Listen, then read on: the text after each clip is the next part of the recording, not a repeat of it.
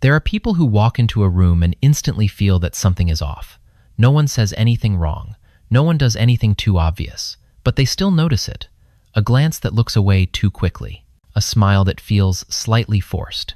A sentence that sounds right, but the emotion behind it feels off. The problem is that outsiders often think this is just good intuition, a sharp mind, a rare advantage. But living with that kind of awareness is not easy at all. Because when you constantly notice what is hidden behind words, you stop trusting so easily. And when trust no longer comes easily, relationships no longer feel light the way they used to. Many people like to call this kind of person someone who can see through people. But if we strip away the mystical part, this is often just the result of a brain that processes signals very quickly. It puts tiny pieces together before the conscious mind can even name them.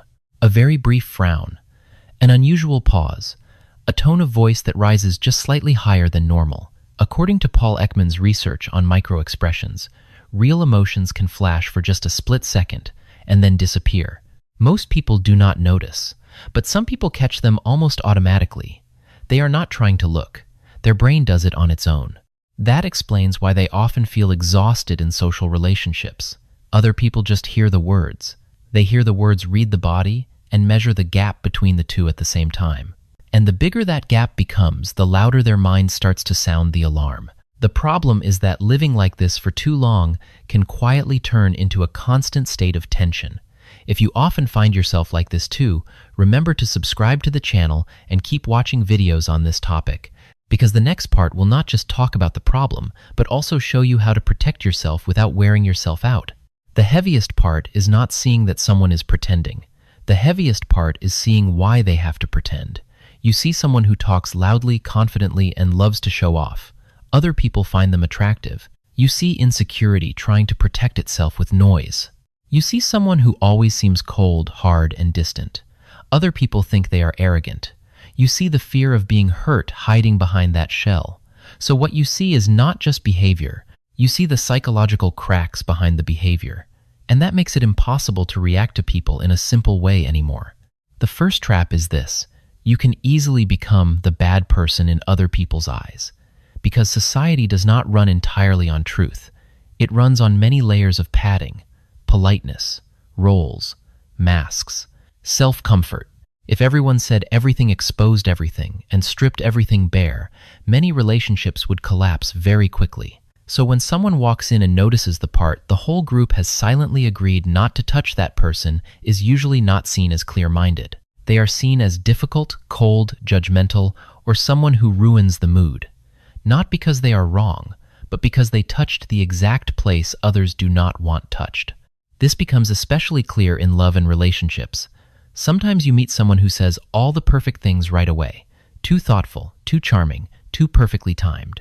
Most people would think they have met the right person, but someone who is highly observant feels that something is not real. They notice that the other person's eyes are checking for reactions.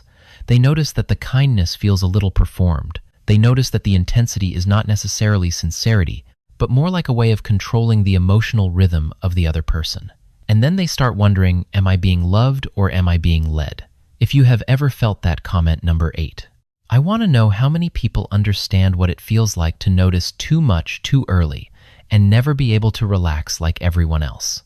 After a while, they fall into the second trap, excessive doubt. At first, they read people to protect themselves, but over time, it turns into a mental habit. A compliment is no longer just a compliment. It becomes a signal that must be analyzed. A delayed reply is no longer something normal. It becomes evidence of distance. A gift is no longer just care. It becomes a question, what is this person trying to make up for? This is the point where observation stops helping them live well. It starts draining all their energy instead, because the more they analyze, the less safe they feel. In psychology, there is a very common cognitive bias called confirmation bias. Once you suspect that someone is not genuine, your brain starts collecting every tiny signal to prove you right. And from that moment on, the present almost disappears. You are no longer living with the real person in front of you. You are living with your own theories about them.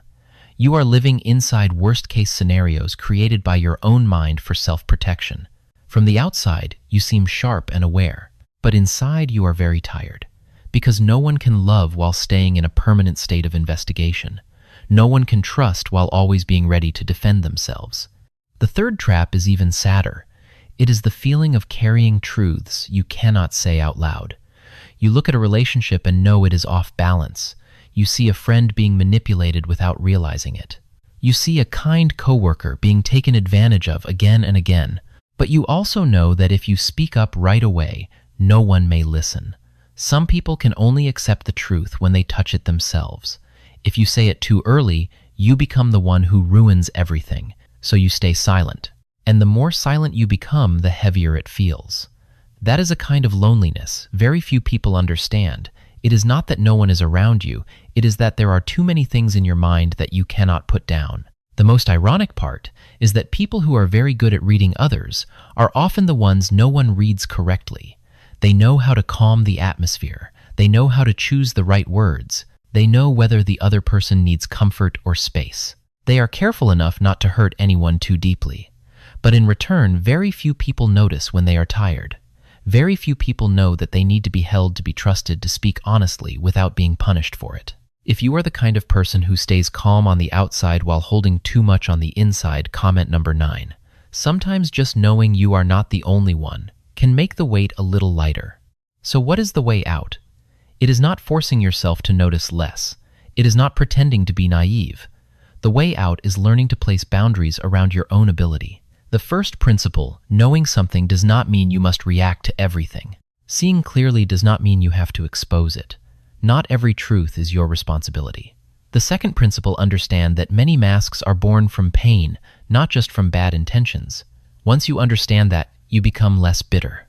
The third principle, accept that living truthfully always involves risk. Sometimes you will see the thorns and still choose to smell the flower. Sometimes you will notice warning signs and still give the present a chance. Not because you are blind, but because you choose not to let fear control your whole heart. When you can do that, the ability to see through people will no longer wear you down. It becomes wisdom. You do not need to expose everything just to prove that you are right. You only need enough clarity to choose what should come close, what should be avoided, and what should be kept at a distance. That is real maturity, not seeing less, but seeing more clearly and remaining calmer. If this video touched something you have been carrying for a long time without knowing how to name it, thank you for staying until the end. Remember to like, subscribe, and share this with someone who is also tired from having a mind that feels too sensitive. Maybe one video at the right moment is enough to help someone breathe a little easier today.